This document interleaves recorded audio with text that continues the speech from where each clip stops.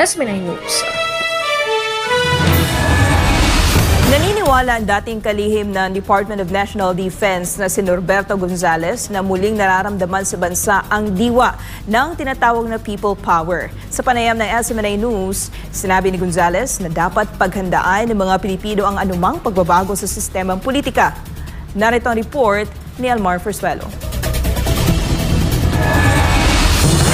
Ako natutuwa at nais kong ibalita sa mga hindi pa nakakadinig ang people power na handyan na sa pintuan ng Malacanang.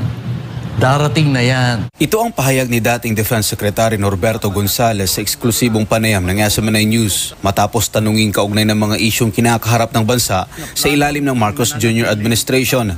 Ayon kay Gonzales, nakikita niya ang posibilidad ng isang panibagong pagkilos ng mamamayan katulad ng mga naganap sa kasaysayan. Mukhang darating na ulit ang isang revolusyon sa Pilipinas.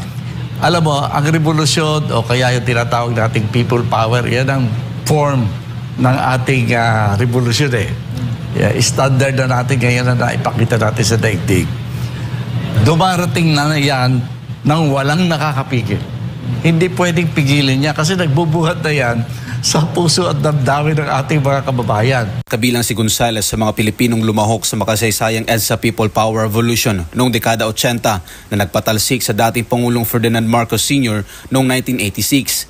Anya, ang mga kaganapang iyon ay patunay na kakayahan ng mamamayan na magkaisa para sa pagbabago sa mapayapang paraan. Napatunayan natin na ang Pilipino pwedeng magrevolusyon ng walang violence. No?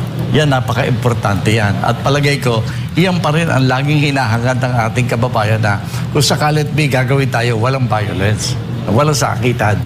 Matatandang ilang mga malalaking rally na ang isinagawa at dinaluhan ng milyon-milyong mga Pilipino mula Luzon, Visayas at Mindanao, kung saan nagpaabot sila ng kani-kanilang hinaing sa iba't ibang isyu ng bansa, kabilang ang usapin ng pamahalaan at korupsyon. Itong administrasyon na ito ay hindi ko alam kung bakit, anong nangyari. Bakit napakalaki ng pagnanakaw na nangyayari, no? Sumobra yung corruption. Sa huli, iginit ni Gonzales na mahalaga ang paghahanda at maayos na pagpaplano sakaling magkaroon ng mga pagbabago sa pamahalaan sa hinaharap. Ngayon, ingatan natin. Samantalahin natin na kung magkakaroon tayo ng people power, magkakaroon ng tunay na pagbabago, ay ayusin natin. Paghandaan natin. Huwag yung, ang pinaghahandaan lang natin ay marami tayo sa kalsada. Dapat may mga nag-iisip na, ay kung manalo tayo, paano?